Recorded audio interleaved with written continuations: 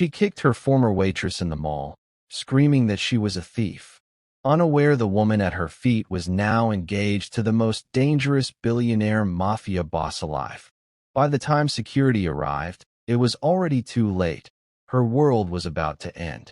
Adama learned early that silence was safer than attention. In the restaurant, silence kept her employed. Silence kept her plate steady, her smile polite, her head bowed just enough to avoid trouble. Silence meant she could move between marble tables and crystal glasses without being noticed, except when someone needed something. Table 12 needs water. Adama, hurry up. Adama, smile. She did all of it. Every night.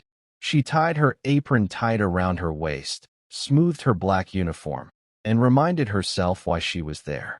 She wasn't born into comfort. She wasn't born into protection. But she believed, naively, that hard work could buy dignity. The restaurant was one of the most exclusive in the city. Politicians, celebrities, and wealthy socialites filled the room nightly. And at the center of it all was Vanessa Cole, the owner. Vanessa was beautiful in the way money allowed. Perfect hair, sharp heels, a voice that could slice through the dining room with one sentence. She liked power. She liked control. And she liked knowing that people feared disappointing her. Adama feared her too, but not in the way Vanessa wanted. Adama didn't fear Vanessa's temper. She feared injustice. She noticed things. Numbers that didn't add up. Registers that were always short after Vanessa closed. Envelopes slipped into designer handbags. Quiet instructions to managers to adjust records. Adama said nothing. She needed the job. She sent money home. She paid rent late, but paid it honestly. She dreamed of going back to school one day, of a life where her hands weren't always shaking from exhaustion. Vanessa noticed Adama noticing. That was the beginning of the end. It happened on a Friday night. Packed house, flashing cameras, live piano music. Vanessa swept into the restaurant wearing red, already irritated. A deal had fallen through. Someone had disappointed her. She needed a scapegoat. Adama, Vanessa called sharply. Adama froze and stepped forward. Yes, ma'am. Vanessa's eyes were cold. Come here. The entire staff watched as Vanessa walked to the register. She opened it, paused, then turned slowly, dramatically. Where is the money? The room went quiet. I don't understand, Adama said softly. Vanessa slammed the drawer shut. $2,000 is missing, and you were the last one on this register. Adama's heart dropped. That's not possible. I didn't. So now you're calling me a liar? Vanessa raised her voice, making sure every customer could hear. No, ma'am. I would never. Security, Vanessa snapped. Check her bag. Adama's breath caught. Please. You can check anything. I didn't take anything. A guard stepped forward. Customers leaned in. Phones came out. Her bag was emptied on the counter. Lip balm. A worn wallet. A folded bus card. Receipts. Nothing else. Vanessa stared at the items and smiled. Check the back pocket. The guard did. An envelope fell out. Cash. Adama's knees nearly buckled. That's not mine. I swear. I've never seen that before. Vanessa's voice dropped into something almost pleased. So you're saying someone planted it? Adama opened her mouth. No sound came out. Enough, Vanessa said loudly. I trusted you. And you stole from me. I didn't, Adama whispered, tears burning her eyes. Please. I didn't. Vanessa turned to the manager. Fire her. Now. And make sure every restaurant in this district knows her name. That was it. No investigation. No questions. No mercy. Adama was escorted out through the front door, her apron stripped from her hands like a badge of shame. The cool night air hit her face as the doors closed behind her. Inside, laughter resumed. Music played. Life went on. Outside, Adama stood frozen, humiliation crawling over her skin. She didn't scream. She didn't beg. She simply walked. For weeks after, doors closed in her face. You worked for Vanessa Cole? We can't hire you. We've heard things. Her savings disappeared. Her phone was disconnected. She moved from her apartment to a smaller room, then to a shared space, then to nowhere permanent at all. At night, she lay awake staring at cracked ceilings, replaying the moment the envelope fell from her bag. She knew the truth. Vanessa had framed her. But truth didn't matter when power decided otherwise. One evening, sitting alone on a bus bench with her last coins clutched in her palm, Adama finally cried. Not loudly, not dramatically, just quietly, like someone who had learned that pain was safest when it didn't disturb others. I didn't steal, she whispered to the dark. No one answered. That was the night something hardened inside her, not into hatred, but into resolve. She would survive, she would rebuild, and she would never again allow herself to be at the mercy of people who mistook kindness for weakness. Adama didn't know how she would rise. She didn't know where the road would lead. She didn't know that one day her name would be spoken with respect and fear. She only knew one thing as she stood up from that bench and walked forward into the night. They had tried to erase her, and she would make sure the world remembered her instead. Adama learned how quickly the world could forget you. 2 weeks after she was fired, no one called. Not the co-workers who once laughed with her during slow shifts. Not the managers who praised her reliability. Her name, once spoken daily in the restaurant, vanished like smoke. She became invisible. The city didn't slow down for heartbreak. Bills still arrived. Hunger still came. Nights still stretched long and merciless. Adama moved from couch to couch, then to a narrow room with peeling paint and a lock that barely worked. Some nights, she slept with her shoes on, just in case. She took whatever work she could find, cleaning offices after midnight, translating documents for small businesses that paid late, serving coffee in places that didn't ask questions but also didn't offer stability. Each job reminded her of what she'd lost, but also of what she refused to lose. Her integrity. People told her to fight back. Expose her, one woman said. Go online, another suggested. Tell your story. Adama shook her head every time. Vanessa Cole had money, lawyers, influence. Adama had nothing but the truth, and truth without power was fragile. She chose survival over spectacle. At night, she studied. She borrowed books, watched free lectures, improved her language skills, her typing speed, her understanding of contracts and numbers. If the world respected power, then she would learn how power worked. Months passed. Her life didn't improve dramatically, but it stabilized. She found a small translation agency that paid consistently. The work was dull, technical, and quiet. She liked it. That was where she first heard the name Jack Hang. No one spoke it loudly. It came up in whispers between senior staff, in sudden meetings that cleared rooms, in emails marked confidential that Adama was asked to translate without commentary. Don't ask questions, her supervisor warned once. Just do the work. Adama did. The documents were complex: shipping routes, shell companies, acquisitions, legal language layered so carefully it felt intentional. Whoever Jack Hang was, he operated in shadows, but with precision. Then one evening, the office went silent. Adama looked up from her screen and felt it before she saw it, the shift in the air. People straightened. Voices dropped. Fear and respect mingled into something heavy. A man walked in. He wasn't flashy. No loud entrance. No unnecessary movement. He wore a dark suit tailored perfectly, his posture relaxed but commanding. His eyes were sharp, not cruel, just observant, as if he cataloged everything without effort. That was Jack Hang. Adama didn't stare. She never stared. She focused on her screen, translating line after line. Even as he passed behind her desk, she felt his presence pause. Who did this translation? He asked calmly. Her supervisor swallowed. Adama. Jack Hang stepped closer. You. Adama stood. Yes, sir. He glanced at the document. You caught an error no one else did. I double-checked figures, she replied simply. Why? Because mistakes cost people things they can't afford to lose. Jack studied her for a long moment. Not her body. Not her face. Her composure. Sit, he said. She did. That was the beginning. Jack didn't offer sympathy.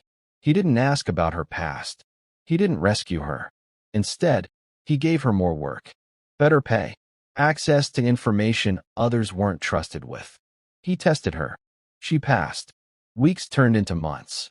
Adama moved into a better apartment. Bought groceries without counting coins. Slept through the night without fear. Jack appeared occasionally, always brief, always purposeful. But when he spoke to her, it was different. He listened. One night, after a long project, he asked, "Why did you never fight back?" Adama hesitated, then answered honestly, "Because I didn't want to become small trying to destroy someone who already was." Jack smiled faintly. "Most people crave revenge," he said. "You crave peace." "I crave control," she corrected gently, "over my own life." That answer changed something. Jack began protecting her quietly. Her name stopped being questioned. Payments arrived early. When a landlord tried to cheat her, the issue disappeared overnight. She never asked how. She didn't need to. Over time, their conversations deepened. Not rushed. Not dramatic. Two people who understood silence and scars. Jack told her pieces of his world, never all of it. He spoke of empires built in shadows, of loyalty bought and broken, of power that demanded constant vigilance. "I don't save people," he told her once. "I invest in those who survive." Adama met his gaze. "Then don't save me." "I won't," he said. "You're already standing." That night, as Adama walked home under city lights, she realized something frightening and exhilarating. She was no longer afraid. Not of Vanessa. Not of poverty. Not of the future. She was becoming someone who couldn't be erased again. And somewhere in the distance, watching, calculating, choosing, stood a man whose world ran on power, and who had just decided that Adama was worth protecting. She didn't know yet how deeply their lives would intertwine. She didn't know that the shadows she was stepping into would one day rise up in her defense. But as she unlocked her apartment door and stepped inside, Adama felt something she hadn't felt in a long time. Hope. Not fragile. Not desperate. Solid. Like the foundation of something dangerous and unbreakable. Power, Adama learned, did not always announce itself.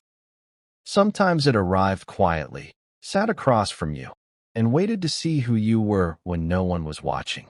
Jack Hang was that kind of power. By the time Adama understood the scale of the man she worked for, it was already too late to pretend she didn't. The whispers around the office weren't gossip anymore. They were warnings. Companies dissolved overnight after crossing him. Deals collapsed without explanation. People who laughed too loudly at his name stopped laughing altogether. Jack Hang was not just wealthy. He was untouchable. Yet with Adama, he was different. He never raised his voice with her. Never rushed her. Never treated her like something fragile that needed saving. Instead, he challenged her mind, tested her judgment, and trusted her with things that made others nervous. "You read people well," he said one evening as they reviewed documents in a private conference room overlooking the city. "I read patterns," Adama replied. "People repeat themselves." Jack's lips curved slightly. "That's why they're easy to control." She met his gaze without flinching. "Control isn't the same as respect." Silence followed. Then Jack laughed, soft, brief, surprised. "You're not afraid of me," he observed. "I'm careful," she said. "There's a difference." From that moment, the distance between them shifted. Jack began asking her opinions, not just on translations, but on strategy. He wanted to know how something felt, not just how it looked on paper. He watched how she weighed consequences before speaking, how she never rushed to impress. She didn't know it then, but Jack Hang had spent his life surrounded by people who wanted something from him. Adama wanted nothing. That was what made her dangerous.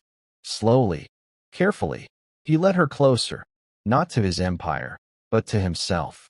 He spoke of his father, a ruthless man who built power through fear alone.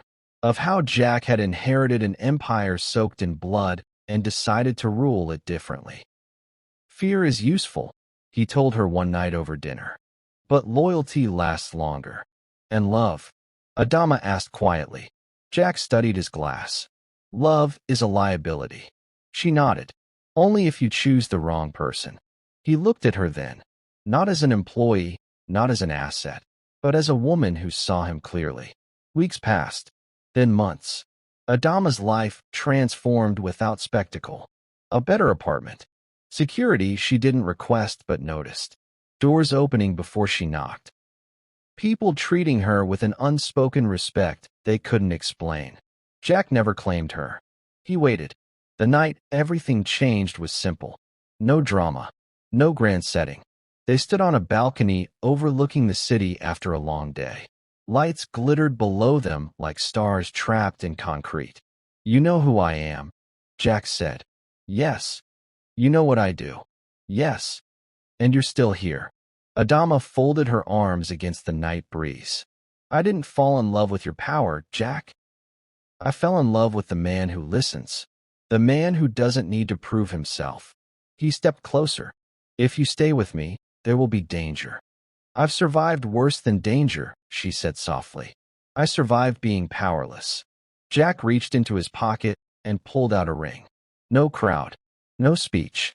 Just a quiet certainty. I don't offer safety, he said. I offer truth, loyalty, and protection with teeth.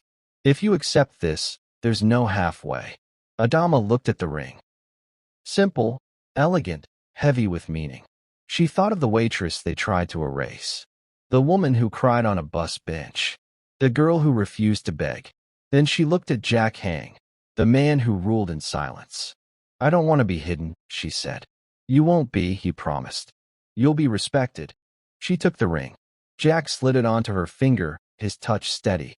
From that moment on, Adama was no longer walking alone. But the world didn't need to know that yet. Some lessons were better learned the hard way. And soon, very soon, someone from her past would make the mistake of thinking she was still invisible. The mall smelled like money.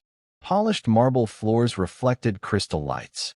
Designer stores lined the corridors like temples built for the wealthy. Soft music floated through the air, calm and expensive, the kind meant to make people forget the outside world existed.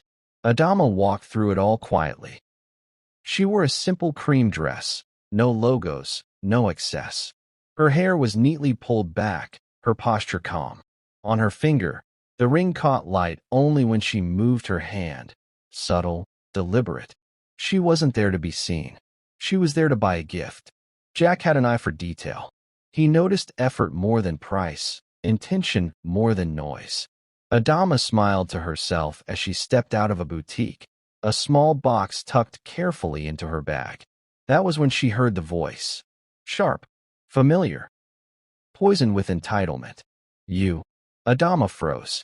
She didn't need to turn around to know who it was. Vanessa Cole. 3 years hadn't softened her. If anything, desperation had sharpened her edges. Her clothes were still expensive, but the confidence behind them was brittle, stretched thin by debts and deals gone wrong. Adama slowly turned.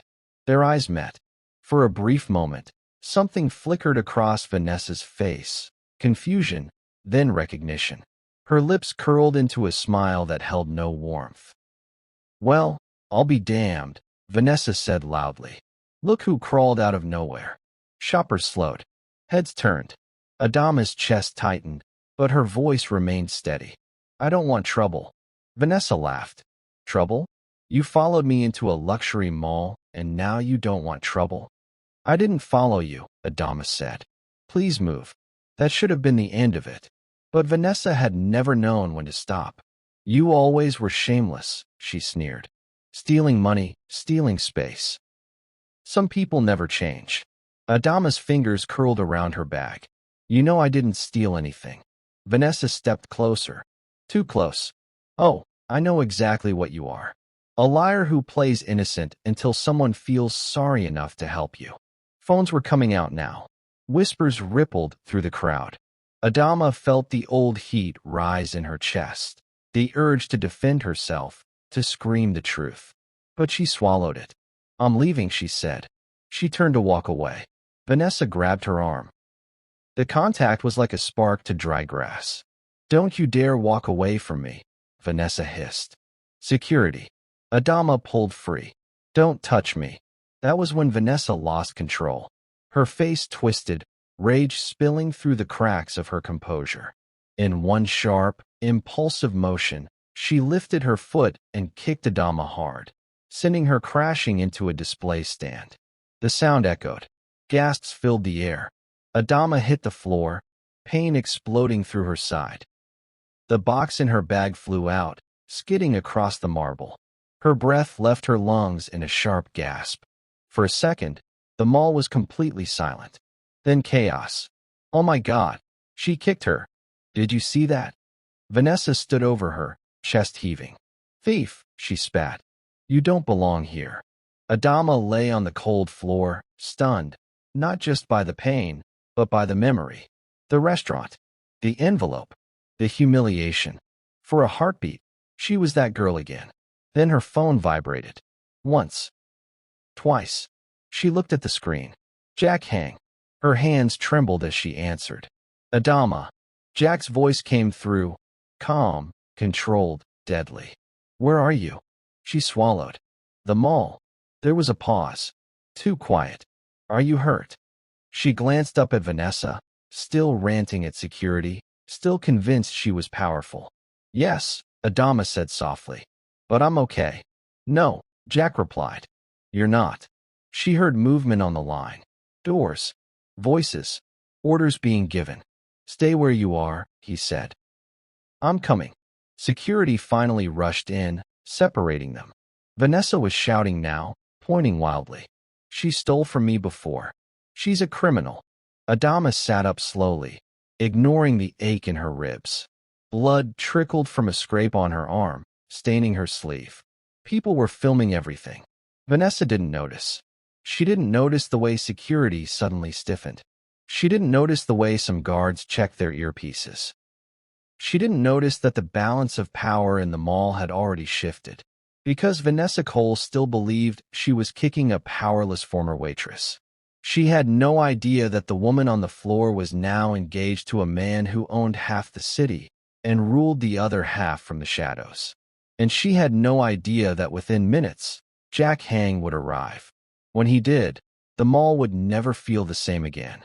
The air changed before Jack Hang appeared. Security felt it first. Their radios crackled. Earpieces buzzed with urgent whispers. A few guards straightened instinctively, eyes scanning entrances with sudden caution. Power was moving, fast, deliberate, unavoidable. Vanessa Cole was still shouting. "Arrest her. She assaulted me," she screamed, pointing at Adama like a judge passing sentence. "I want her removed from this mall right now." No one moved. Adama sat on the floor, supported by a young female attendant who had knelt beside her. The pain in her ribs throbbed, but she kept her face calm. Her gaze wasn't on Vanessa anymore. It was on the entrance. The glass doors slid open. 6 men entered first, dark suits, disciplined movements, eyes that missed nothing. They didn't rush. They didn't speak. They simply took positions, sealing exits without causing panic. Then Jack Hang walked in. He didn't look angry. That was the terrifying part. His expression was carved from control, his steps unhurried, his presence so heavy the noise of the mall seemed to dim around him. Conversations died mid-sentence. Phones lowered without anyone realizing why. Jack's eyes found Adama instantly. Everything else ceased to exist. He crossed the marble floor and knelt in front of her, ignoring the stares, the cameras, the murmurs. His hands were gentle as he examined her arm, his jaw tightening almost imperceptibly. "Where does it hurt?" he asked quietly. "My side," Adama replied. "I'll be fine." Jack's gaze lifted. Vanessa met his eyes and faltered. For the first time since she'd opened her mouth, uncertainty crept in. "And who are you?" Vanessa demanded, forcing a laugh. "This is none of your business." Jack stood. Slowly. When he turned fully toward Vanessa, the mall seemed to hold its breath. "This," Jack said calmly, "is my fiance." The word hit like a gunshot. Vanessa blinked. You're what? Jack took one step forward. The woman you just assaulted is Adama Hang. Silence. Someone gasped. Vanessa's face drained of color. That's not possible. She's nobody. Jack smiled then. Not warmly. Not cruelly. People like you, he said, always confuse silence with insignificance. He turned slightly. Play the footage. A security supervisor hesitated, then nodded. Screens around the mall lit up. The video replayed everything. Vanessa grabbing Adama. Vanessa shouting. Vanessa lifting her foot. The kick. From every angle.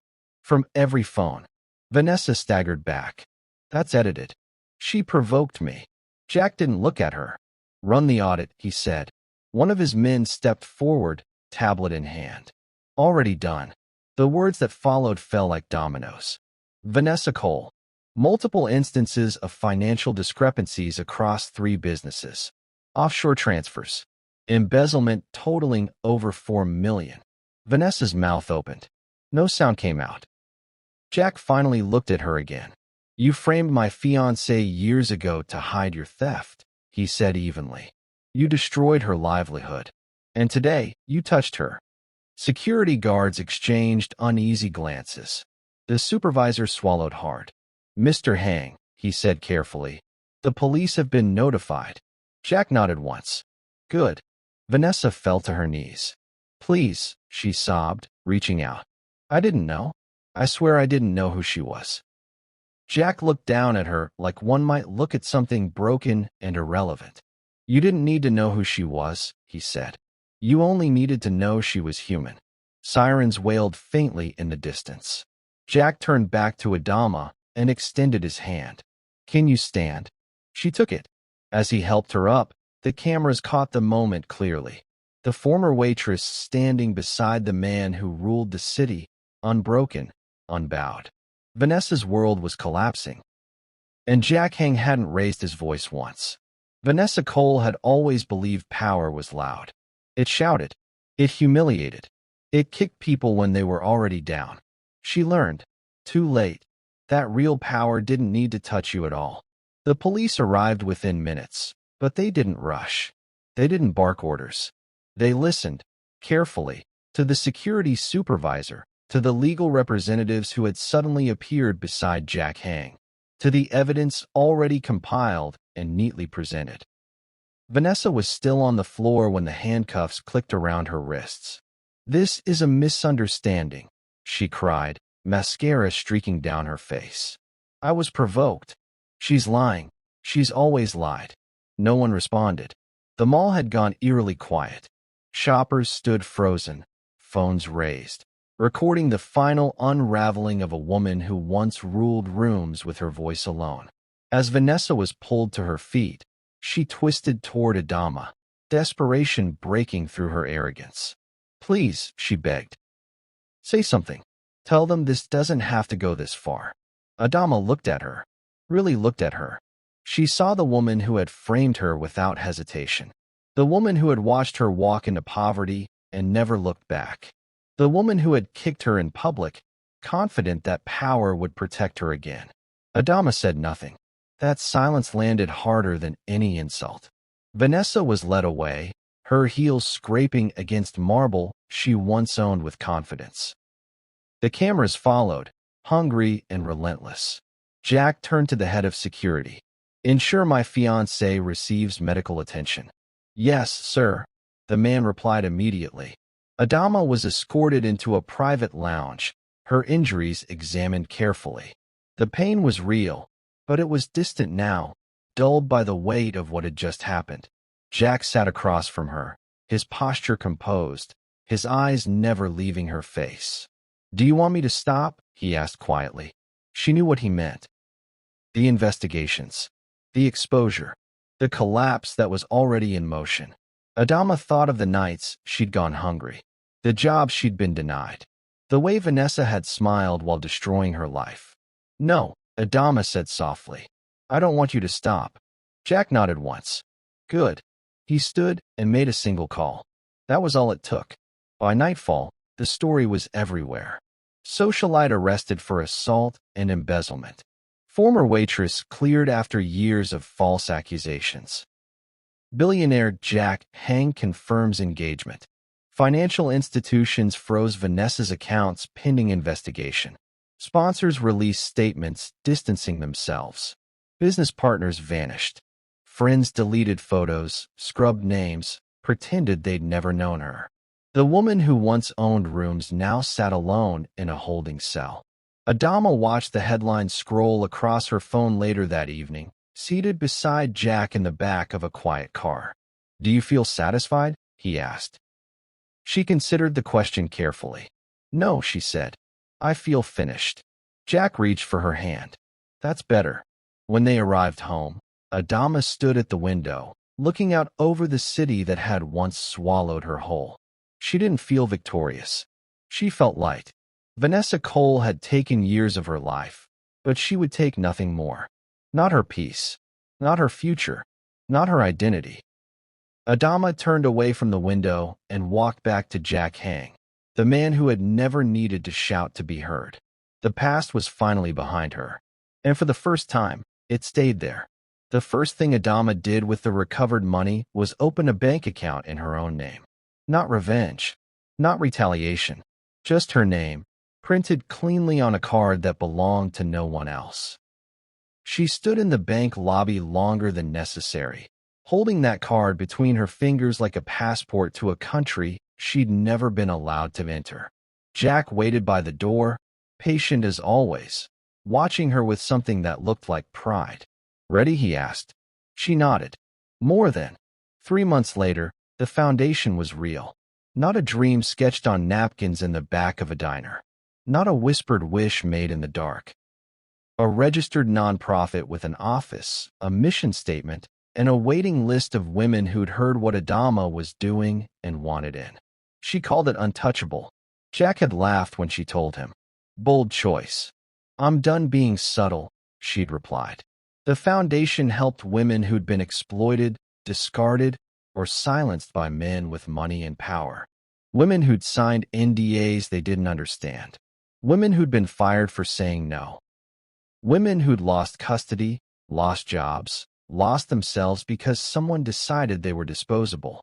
Adama knew every single one of their stories because she'd lived a version of each. She didn't do it for headlines or recognition. She did it because she remembered what it felt like to be invisible, to be used, to believe that survival meant swallowing your voice and learning to smile through the humiliation. She refused to let that be the end of anyone's story. Jack became her anchor in ways she hadn't expected. He didn't try to manage her or control the narrative. He didn't treat her like a project or a cause. He simply showed up at meetings, at late-night strategy sessions, at moments when the weight of it all pressed too hard against her chest. "You don't have to do this alone," he reminded her one night, when she was staring at a spreadsheet that blurred behind exhausted eyes. "I know." She looked up at him. "But I need to know I can." He understood. He always did. There were still nights when the anger returned, sharp and hungry, whispering that Dante and men like him deserved worse than exposure. That justice wasn't enough. That revenge was the only language power understood. But Adama had learned something Dante never would. Real power wasn't about destruction. It was about creation. About building something that couldn't be torn down by ego or greed or fear. She chose healing. She chose legacy. She chose herself. 6 months after the foundation launched, Adama stood on the rooftop of her office building, the city sprawling beneath her like a constellation of second chances. Jack stood beside her, hands in his pockets, watching the skyline glow in the fading light. "You ever miss it?" he asked. The simplicity of before. She considered the question. The diner. The double shifts. The way she used to make herself small just to survive. "No," she said finally. "I don't." He smiled. "Good." She turned to him, this man who'd seen her at her lowest and never once looked away. "Thank you." "For what?" "For not trying to save me." She let the words settle between them. "For letting me save myself." Jack's expression softened. You didn't need saving, Adama. You just needed a chance. She looked back out at the city, the place that had chewed her up and tried to spit her out. The place where she'd been invisible, disposable, forgotten. Not anymore. She wasn't the waitress who smiled through insults and accepted tips like apologies. She wasn't the mistress discarded when she became inconvenient. She wasn't the woman men underestimated because they confused silence with weakness. She was the woman who rose. The woman who turned pain into purpose, betrayal into power, survival into something worth fighting for. Dante had tried to erase her. He'd tried to buy her silence, destroy her credibility, reduce her to nothing. But Adama had learned the most dangerous truth of all. You can't erase someone who refuses to disappear. The wind picked up, carrying the sound of the city, car horns, distant laughter, the hum of 1,000,000 lives being lived. Adama closed her eyes and breathed it in. She was no longer the waitress. She was the future,